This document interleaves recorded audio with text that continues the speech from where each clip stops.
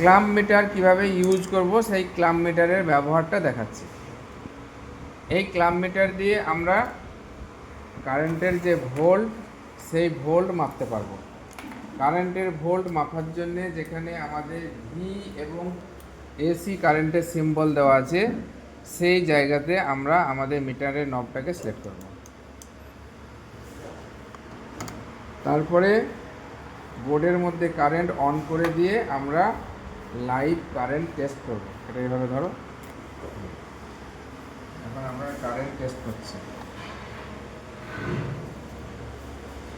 237 volt দেখাচ্ছে।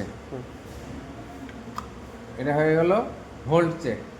এখন যদি আমরা আর্থিং চেক করতে চাই, আমাদের মিটারের নব ওখানেই দেওয়া থাকবে, যে যেখানে লাইন থাকবে সেখানে ধরাই থাকবে এবং নিউট্রাল থেকে কর্ডটাকে তুলে আর্থিংয়ে দেখতে হবে ভোল্ট দেখাচ্ছে কিনা।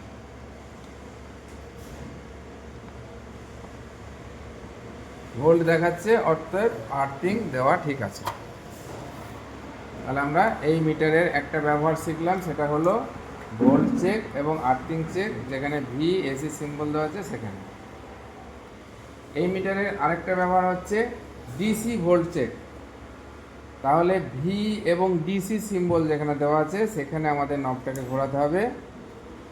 ডিসি ভোল্ট চেক একমাত্র ব্যাটারি থেকে করা হয়। এটা একটা ব্যাটারি, এই ব্যাটারিতে আমরা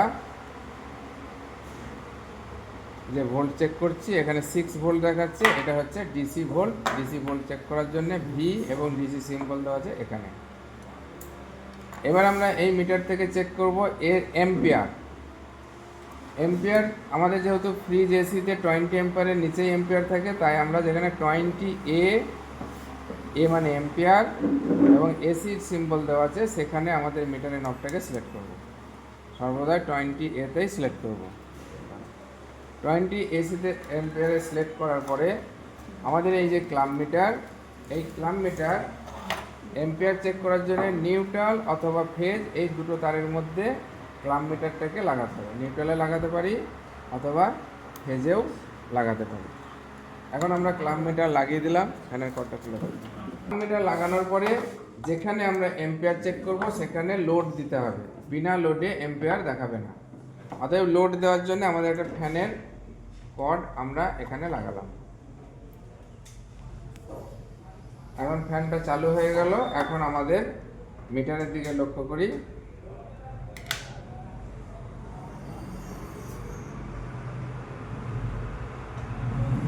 মিটারে এখন আমরা যেটা দেখতে পাচ্ছি এইটাই হচ্ছে এম্পিয়ার 0.100। এখন এই লোড বা এই এম্পিয়ার আমাদের এই ফ্যানটাতে নিচ্ছে। অতএব আমরা যেটা বুঝলাম সেটা হলো এম্পিয়ার কিভাবে চেক করব। ক্লাম্প মিটার নিউট্রাল অথবা ফেজ এই দুটো তারের মধ্যে লাগাতে হবে। আর্থিং তারে কিন্তু এম্পিয়ার দেখা যাবে না। এইভাবে এম্পিয়ার চেক করতে হবে। হয়েছে? আচ্ছা, ক্যাপাসিটি আগের মিটারে ক্যাপাসিটার চেক করার অপশনটা ছিল না, তাই আমরা আরেকটা মিটারের মাধ্যমে ক্যাপাসিটার চেক করছি। এখন যদি তোমরা একটা ভালো মিটার কেনো সেটাতে ক্যাপাসিটার চেক করা হবে। ক্যাপাসিটারের সিম্বল আমরা জানি, এইচের মতো যে এটা দেওয়া আছে এইটা হচ্ছে ক্যাপাসিটারের সিম্বল। তাহলে মিটারের নবকে আমাদের ক্যাপাসিটারের সিম্বলের দিকে ঘোরাতে হবে। মিটারের নবকে ক্যাপাসিটারের দিকে ঘুরিয়ে ক্যাপাসিটারের দুই দিকে যদি আমরা